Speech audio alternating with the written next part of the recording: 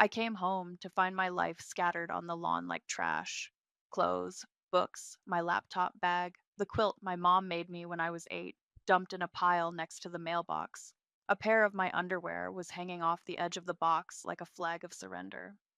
I stood there, frozen, holding my keys, backpack slipping off my shoulder, heart pounding so hard I could hear it in my ears. Brenda stood on the porch, arms crossed, sipping from a wine glass even though it was barely 4 p.m. She didn't even flinch when she saw me. "Happy birthday," she said, voice syrupy sweet. "You're 20 now. Time to grow up and get out." My name is Genesis. And that was the moment I realized my father didn't just marry a new woman, he handed my entire life over to a stranger and let her burn it down. I didn't say anything at first, just walked slowly toward the pile, numb. I could hear Ava laughing behind the screen door, the kind of laugh that made your skin crawl. I saw my journal, my mom's handwriting on the first page, and I dropped to my knees, yanking it out from under a half eaten granola bar wrapper. "What the hell is this?" I finally said, my voice shaking. Brenda shrugged. "House rules. You're not a kid anymore. We need the space." "For what?" I snapped. "So Ava can have her own walk in closet?" She smirked. "Among other things." I looked up at the window and saw Nash peeking through the blinds. He ducked away when our eyes met. Typical. He always watched, but never said a word.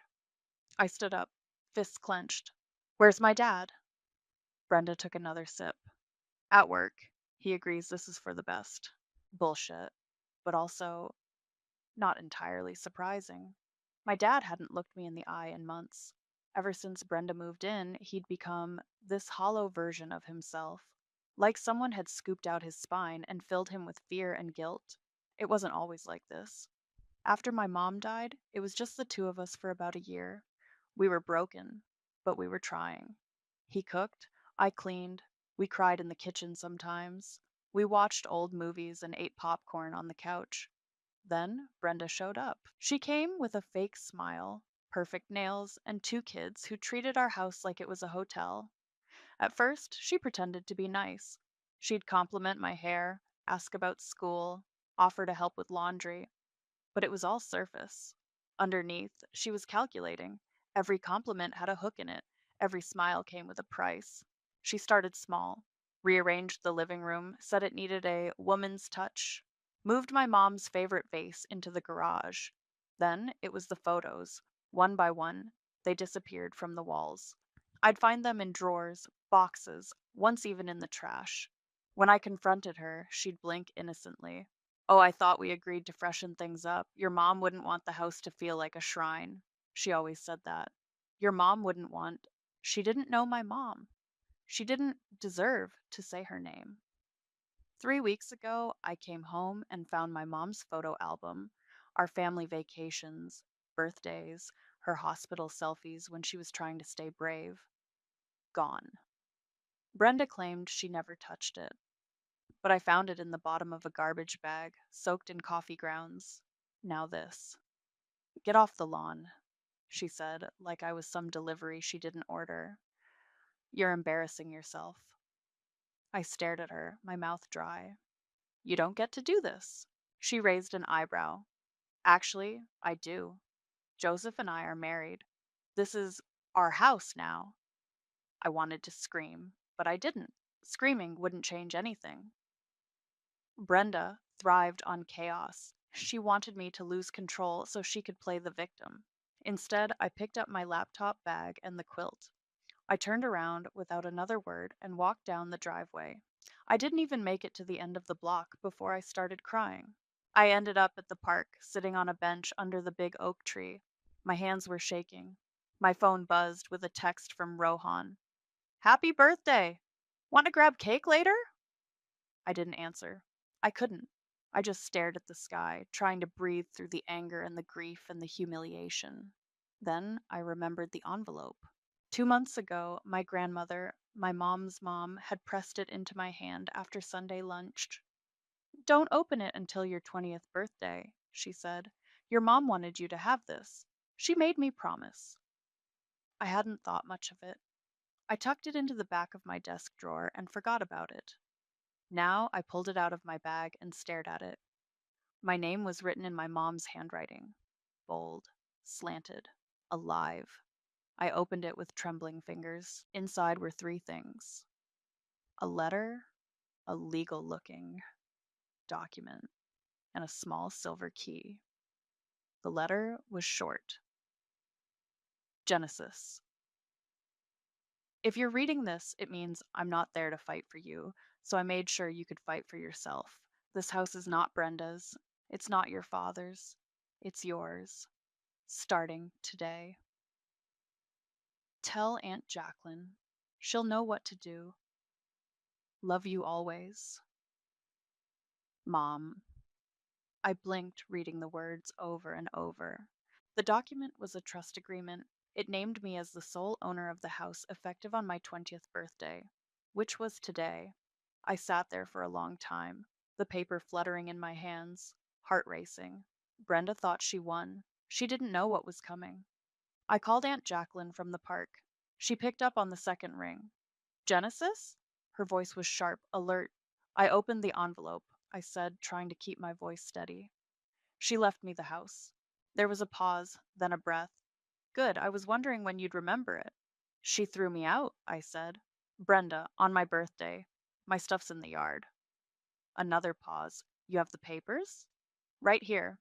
Listen to me carefully, she said. You walk back in there. You don't yell. You don't cry. You show her the documents and you tell her she has 30 days to vacate.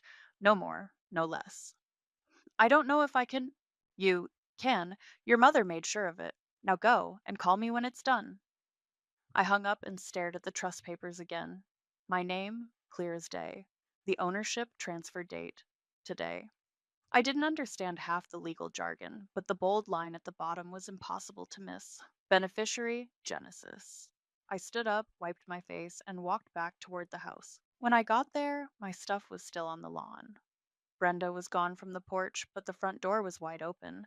I stepped over my jeans and textbooks and walked inside like I'd never left. The living room smelled like her perfume, too sweet, like rotting fruit. Ava was on the couch, scrolling through her phone, legs draped over the armrest like she owned the place. She looked up. Didn't take you long to crawl back. I ignored her and kept walking. Brenda was in the kitchen, pouring herself another glass of wine. She turned when she heard me. Well, well, look who. I dropped the papers on the counter in front of her. She blinked. What's this? Proof, I said.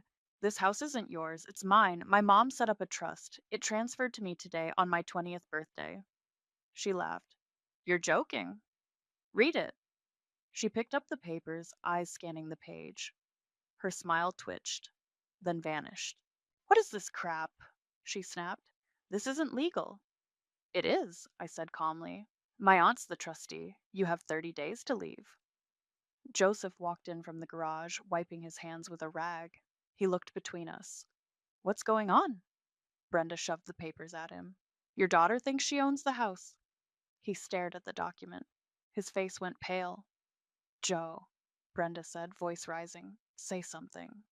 He didn't. He just kept reading. I stepped closer. Did you know? Did you sign this? He looked at me, eyes hollow. I thought I thought it was part of the will. Something your mom wanted in case. In case what? I asked. In case you remarried a woman who threw your daughter out on her birthday? Genesis, please. No. You stood there and let her humiliate me. You let her erase mom from this house, and you said nothing. Brenda slammed her glass down. This is ridiculous. We've lived here for 2 years. You can't just kick us out. I can, I said, and I will. Ava stormed in. Are you serious right now? You think you can just waltz in and act like you run this place? I don't think, I said. I know. Brenda snatched the papers back. This isn't over. I'm calling a lawyer.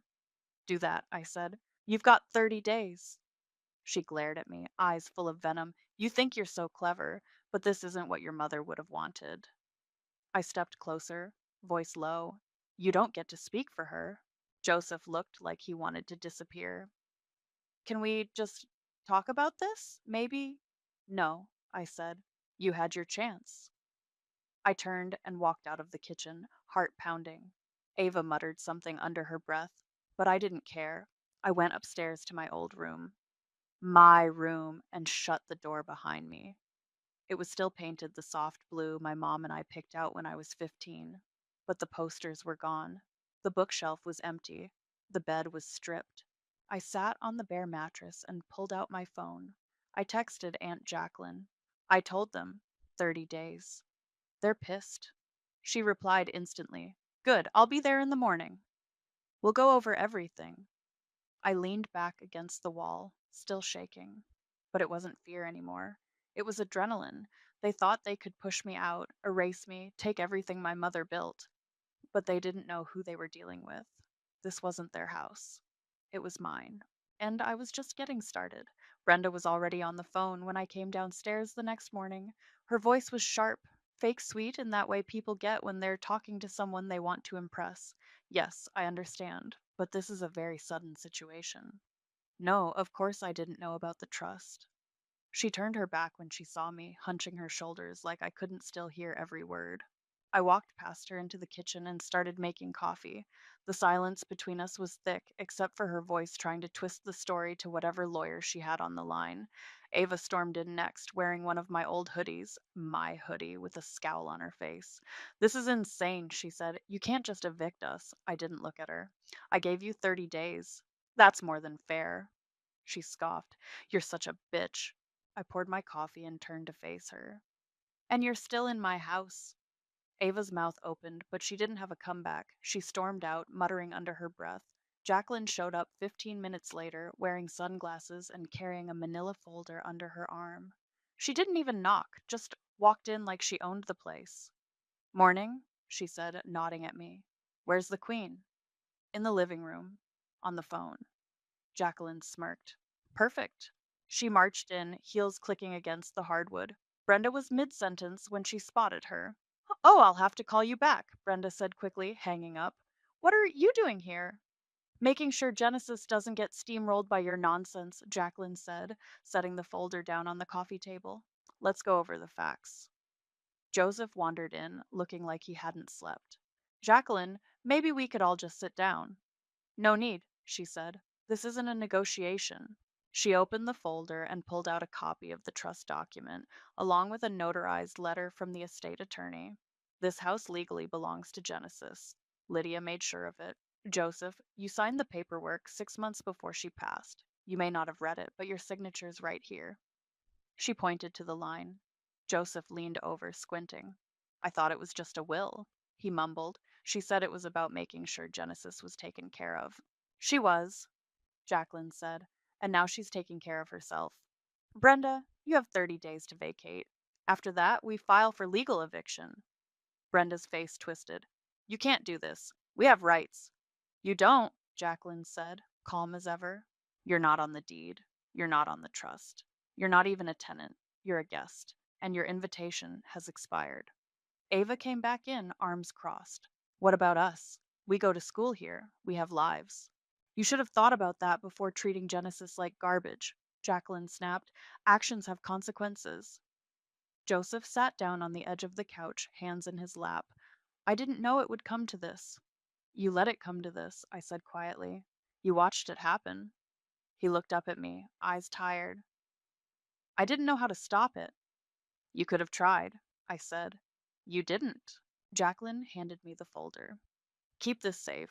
It has all the documents you need. If they try anything, call me. Brenda stood up, shaking.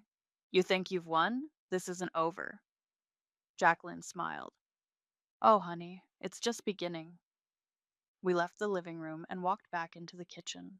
Jacqueline poured herself a cup of coffee like she'd done it 100 times. You okay? She asked. I nodded. Yeah, just tired. She leaned against the counter. There's more in that trust than just the house. Lydia was smart. She didn't trust anyone, not after what she suspected. I looked at her. Suspected what? Jacqueline gave me a long look. We'll get into it. But first, you need to find the key. What key? She pulled a small note from her purse. It had my mom's handwriting on it. Genesis. Look inside the red box in my keepsake drawer. The key is taped underneath. You'll know what to do when the time comes. My stomach twisted. I think I know where that is. Good. When you find it, call me. There's a safety deposit box. That's where the rest of the puzzle is. She sipped her coffee. Lydia didn't just leave you a house, she left you the truth. All of it. I nodded slowly, heart pounding. From the hallway, I heard Brenda slamming cabinets, Ava yelling something about lawyers. Nash's door creaked open upstairs, then shut again. Jacqueline looked toward the noise. They're going to make this hell for you. You know that, right? I know. You ready for it? I looked her in the eye. I've been ready since the day they moved in. She smiled. That's my girl. I found the red box that night. It was buried in the back of my mom's old dresser, the one Brenda had shoved into the garage after moving in. I had to move a pile of broken lawn chairs and a cracked mirror just to get to it. The box was dusty, but I recognized it instantly. My mom used to keep all her little treasures in there: movie stubs, letters, pressed flowers. I flipped it over and found the key taped underneath, just like the note said. It was small, silver, and cold in my hand. The next morning, I called Jacqueline. I found it, I said. Good. Meet me at the bank at noon. Bring ID. She hung up before I could ask anything else. When I got there, she was already waiting outside, dressed like she was heading to court. We walked in together, and 15 minutes later, a bank manager was unlocking a safety deposit box in a private room. Inside was a thick folder, a small flash drive, and a sealed envelope with my name on it. Jacqueline didn't say anything. She just nodded for me to open it. I started with the folder. It was filled with original trust documents. Some I had seen, others I hadn't. There were also printed emails, dozens of them. They were between my dad and Brenda, starting months before my mom died. One of them made my stomach turn. You said she wouldn't last the year. I'm not waiting forever, Joe. If you want this life with me, you need to make a decision. Another one. She's too stubborn to sign anything. You need to talk to the doctor about changing her care plan. I looked up at Jacqueline, my hands shaking. She knew, I whispered. Jacqueline nodded. She suspected the affair. She told me she felt like she was being pushed out of her own life. That's when she started moving things into the trust quietly. She didn't want to believe it, but she wasn't stupid. I opened the envelope next. Inside was a handwritten letter. Genesis. If you're reading this, it means they tried to erase me, but they didn't win. I knew something wasn't right. Your father changed after Brenda came around. I didn't want to believe he'd betray me, but I couldn't risk leaving you with nothing. There's money, a second trust, $300,000. It's yours, but it's locked unless you bring this letter and the documents to the estate attorney. Jacqueline knows. Take back what's yours. Don't let them shame you for surviving. Love you always. Mom. I sat there for a long time, staring at her handwriting. It felt like she was in the room with me again. Jacqueline placed a hand on my arm. You okay? I nodded slowly. Yeah, I think I am. We left the bank and drove in silence. When I got home, the front door was wide open. Ava was screaming, You're not even trying. We can't just leave. This is our house, too. I stepped inside. Brenda was pacing, phone in hand, hair a mess. Do you think I'm not doing everything I can? She snapped. I've called every lawyer in the county. No one wants to touch it once they see the documents. Ava turned and saw me. This is your fault. I gave you 30 days, I said. You're wasting them. Brenda hung up and grabbed her wine glass. You think you're so clever, but you're not the only one who knows how to play the game. She stormed out of the room. Ava followed, slamming the basement door behind her. I walked into the kitchen and found Nash sitting at the table, headphones around his neck, staring at a cracked phone screen. He looked up, startled. Hey, he said. Hey. He shifted awkwardly. They're freaking out. I noticed. He hesitated. I didn't know about the trust or the house, I swear. I believe you. He looked down. They're saying you cheated, that you manipulated everything. I laughed dryly. Yeah? How'd I do that? From the grave? He cracked a small smile. Just saying what I heard. There was a long pause. I didn't mean to break that photo, he said suddenly. The one of your mom, it just fell. I nodded. Thanks for saying that. He stood up. I'm not like them. I know. He walked out without another word. Later that night, I called Rohan. I need help going through some files, I said. You still good with computers? Always. Want me to come over? Yeah. He showed up with two energy drinks and a laptop. We sat on the floor of my room, going through the flash drive from the deposit box. Most of it was financial records, bank statements, transfers, emails. Then we found it, a spreadsheet. Brenda had been transferring small amounts of money, $200 here, $500 there, from my dad's account into one with her name on it. It went back over a year. She's been stealing from him, Rohan said. Looks like it. We kept digging, found a few more emails. One where Brenda told someone she was prepping the house for resale once the girl's gone. I sat back, heart pounding. She was planning to sell it, I said, after kicking me out. Rohan looked at me. You have everything you need now? You ready to burn it down? I met his eyes. Yeah, I said. Let's do it. Brenda refused to leave. She didn't even pretend to pack. Instead, she doubled down, walking around like she still ran the place, leaving passive aggressive notes on the fridge and blasting music late at night. Ava started slamming doors and accidentally spilling drinks on my things. Nash kept to himself more, mostly hiding in his room with his headphones on. I started locking my bedroom door. One morning, I came downstairs and found the kitchen trashed. Plates in the sink, cereal spilled across the counter, milk dripping from the edge like someone had poured it out just to watch it fall. Ava stood there, arms crossed, chewing gum. Oops, she said. Guess you'll have to clean that up. I stared at her. Not my mess. She smirked. It's your house, isn't it? I didn't answer. I just turned and walked out. Later that day, I found the framed photo of my mom, one of the last we ever took together, shattered on the floor in the hallway. The glass was cracked, the frame bent. Nash came out of his room, saw it, and froze. I didn't mean to, he said quickly. I bumped it. I swear. I looked at him. He actually looked guilty. I believe you, I said. But maybe tell your sister to stop acting like a 5-year-old. He nodded, eyes low. She's just mad. She thinks you're ruining everything. I'm fixing what she never had a right to, I said. Big difference. That night, I sat in the garage with Rohan, going through more files. He had his laptop open, scrolling through emails we pulled from my dad's old account. Here, he said suddenly. Look at this one. It was an email chain between Brenda and my dad, dated 3 months before my mom died. Brenda. She's not getting better. You said we'd be together by Christmas. Dad. I'm doing what I can. She won't sign the papers. Brenda. Then talk to the doctor. You said you had influence. Use it. I stared at the screen, my skin crawling. She pushed him, I said, to change Mom's care. Rohan nodded. And he did it.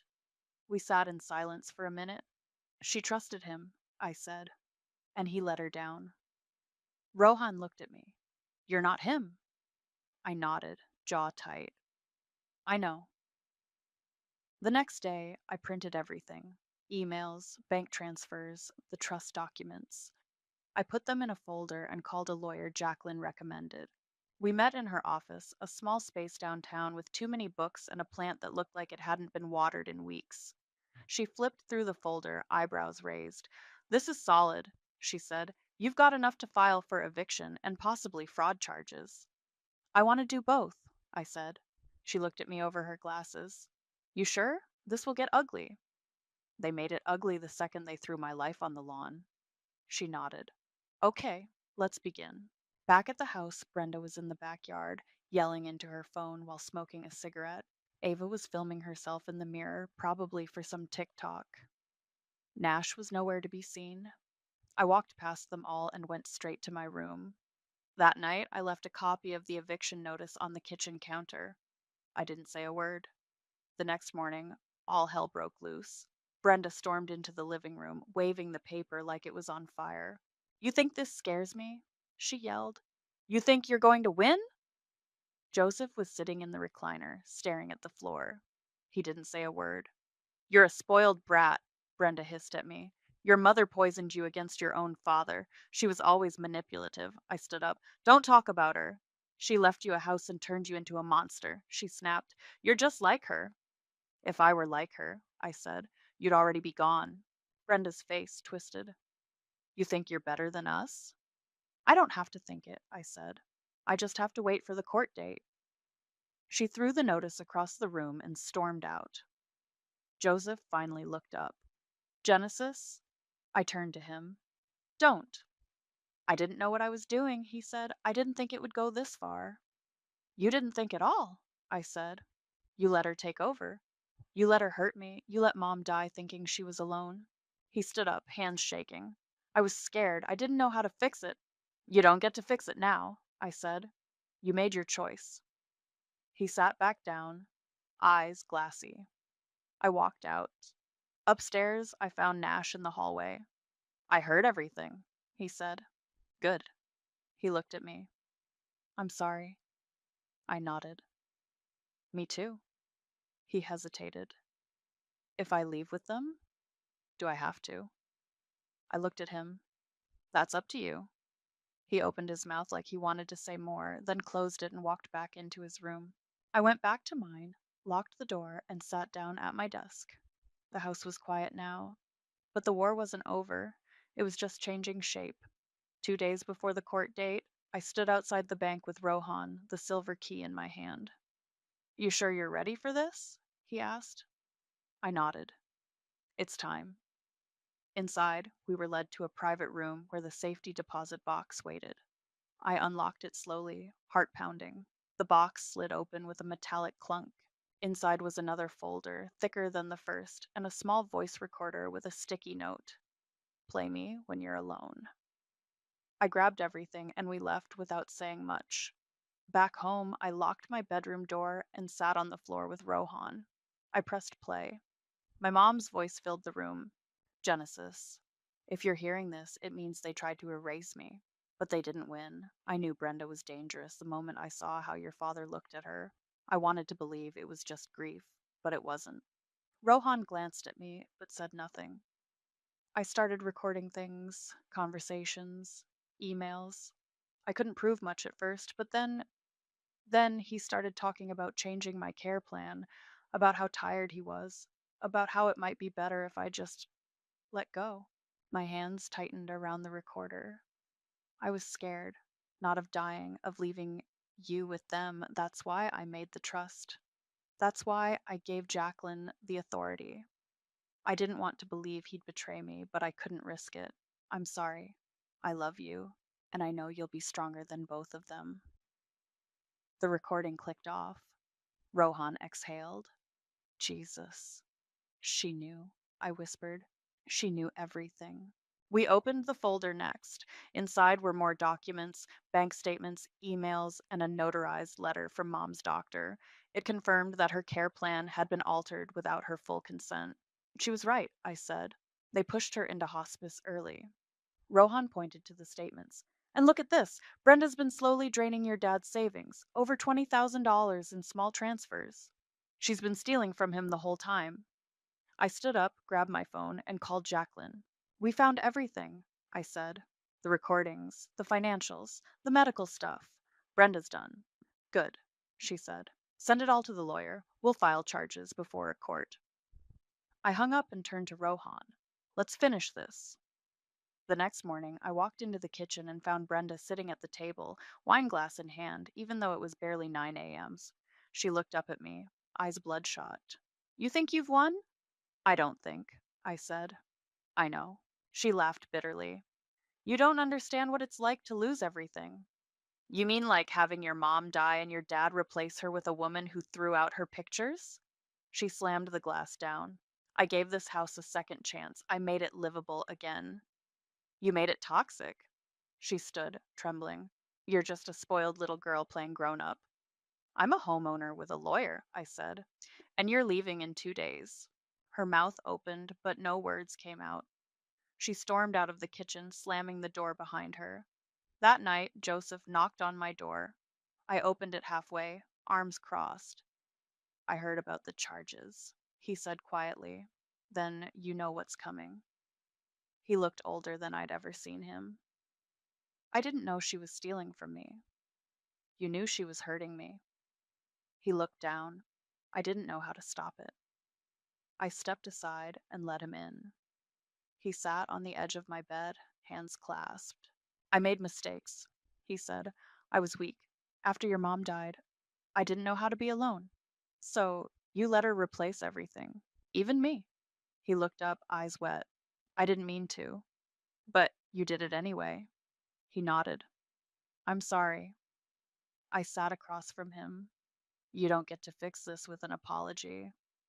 I know, he whispered. He stood up and walked to the door.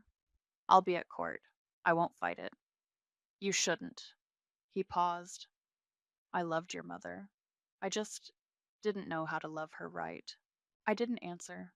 He left without saying anything else. The next morning, I walked into the living room to find Nash sitting on the stairs with a duffel bag. You leaving early? I asked. He nodded. A friend's letting me crash for a bit. I nodded back. Good call. He stood up, hesitated, then handed me a folded piece of paper. I'm sorry, he said, for everything. I opened it after he left. It was short. Thanks for not treating me like trash, even when everyone else did. I folded it up and tucked it into my drawer. Court was the next day, and I was ready. Court felt colder than it should have, not the temperature, just the air. Stiff, tense, like everyone in the room was holding their breath. I sat next to my lawyer at the front, my folder of documents clutched in my lap. Jacqueline was behind me, arms crossed, eyes sharp. Rohan had offered to come, but I told him no. This part I needed to do by myself. Brenda walked in 10 minutes late, wearing a tight black dress and oversized sunglasses like she was auditioning for a soap opera. Ava trailed behind her, chewing gum and glaring at me like I'd kicked her puppy. Joseph came in last. He didn't sit with them. He sat in the back row by himself, hands folded, eyes low. The judge entered. Everyone stood. Then we got started. My lawyer opened with the trust documents, laying out the timeline: my mother's death, the transfer of the house on my 20th birthday, the eviction notice, and Brenda's refusal to leave. Then came the evidence. Your Honor, my lawyer said, we have reason to believe the respondent not only attempted an unlawful eviction of my client, but also committed financial fraud and coercion during the final months of the previous homeowner's life. She handed over the emails, the bank transfers, the notarized letter from the doctor, the audio recording. The judge listened to my mom's voice in silence. When the recording ended, he looked up at Brenda. Do you have a response to these allegations?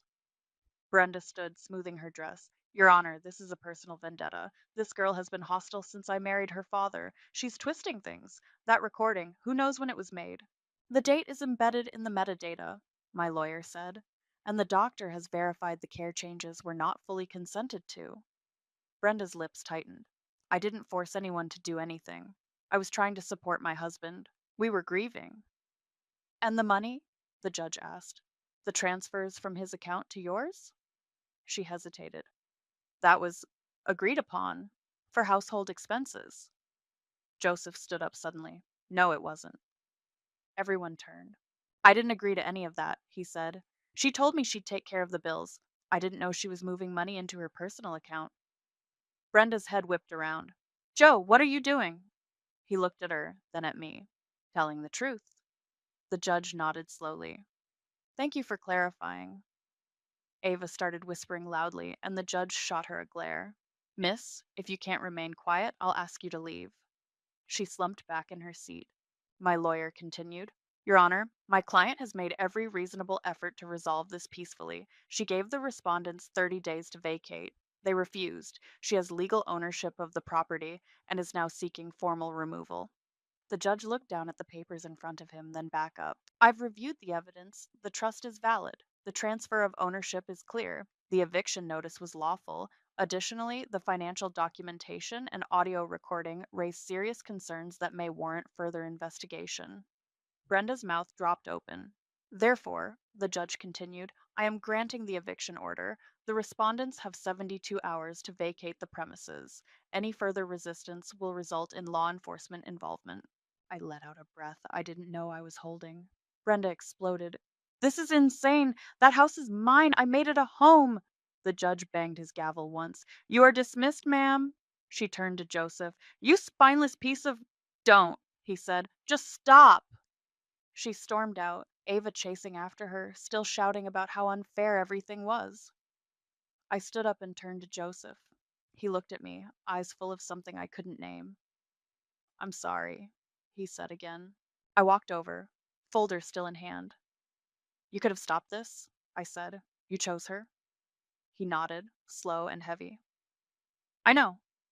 I didn't say anything else. I just walked past him and out the door. Jacqueline caught up with me outside. You did it. I nodded. Yeah, I did. You okay? No, I said. But I will be. Back at the house, Brenda's car was already gone. Ava's bedroom door was wide open, clothes and makeup scattered across the floor. Nash's room was empty too, bed stripped, notes still tucked in my drawer. I walked into the kitchen and sat down at the table. Everything was quiet. The war was over, but the silence felt like a bruise. I painted the walls myself. Jacqueline offered to hire someone, but I said no. I needed to do it. The soft blue my mom and I picked when I was 15 was gone, replaced with a warm, deep green. Something new, something mine. She stood in the doorway, arms crossed, sipping coffee. You missed a spot. I turned, grinning. Liar. She laughed. Maybe, but I like watching you work. I dipped the roller again. Feels good, like I'm scrubbing them off the walls. Jacqueline walked in and set the coffee down. The studio's coming together. I nodded. One room at a time. We spent the rest of the afternoon putting up shelves and unpacking boxes I hadn't touched in years. Old notebooks, sketch pads, scraps of my mom's handwriting. I found a photo of us at the beach, her in a sun hat, me with a mouthful of ice cream. Jacqueline sat beside me on the floor. She'd be proud. I hope so. She touched my shoulder. She would. Later that evening, I heard the front door creak open. I walked out of the studio and found Nash standing in the hallway holding a small box. Hey, he said. Hey. He held out the box.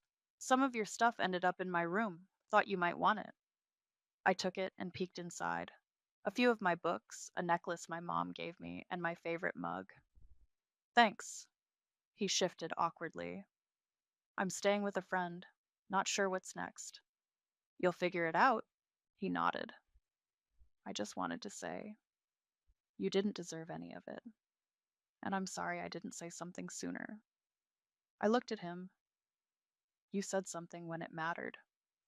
He gave a small smile. Ava's still posting about you, saying you faked everything, that you tricked everyone. Let her. He hesitated. People aren't buying it. I know. He looked around the house, then back at me. It feels different now. It is. He nodded again, then turned to leave. Take care of yourself, Genesis. You too. He walked out the door without looking back. The next morning, I got a text from Joseph. Can I see you? Just to talk. I stared at the screen for a long time before replying. Come by at noon. 15 minutes. That's it. He was on time, knocked once, then waited. I opened the door and let him in without a word. He looked around like he was seeing the house for the first time. You painted? Yeah. It looks good. I didn't respond. He sat down at the kitchen table. I moved into a small place. Not much, but it's mine. I stayed standing. He cleared his throat. I didn't come to ask for anything. I just wanted you to know. I've started counseling. I'm trying to figure out how I let it all happen. I crossed my arms. You didn't just let it happen. You helped her. He nodded. I know. I needed you, I said. And you picked her. I was weak. You were a coward. He looked down. I was. We sat in silence for a moment. I loved your mother, he said quietly. Not enough. He flinched but didn't argue. I don't hate you, I said, but I don't trust you, and I don't think I want you in my life right now. He nodded slowly. I understand. He stood and walked to the door, then paused. If you ever change your mind. I didn't answer. He left. That night, I sat on the back porch with Rohan. We watched the sky turn orange behind the trees. The garden my mom started was overgrown, but the roses were still blooming. You ever think about selling? He asked. I shook my head. This house is mine. I'm not running from it. He nodded. Good. He leaned back, hands behind his head. You know, for a girl who got tossed out on her birthday, you came back like a wrecking ball. I smiled. Had to. He looked at me. So, what now? I stood and walked to the garden, brushing my fingers over the petals. I rebuild. Later, I sat on my bed and opened the last part of my mom's letter. I hadn't read it all before. My hands trembled as I unfolded it. Let them try to destroy you. Everything they build on lies will fall apart on truth. You don't owe anyone your silence, your comfort, or your forgiveness. Own your name, own your story, and never let them make you small. I folded it back up and placed it in the drawer next to Nash's note. Then I walked outside, barefoot, into the garden. The air was cool. The stars were just starting to peek through.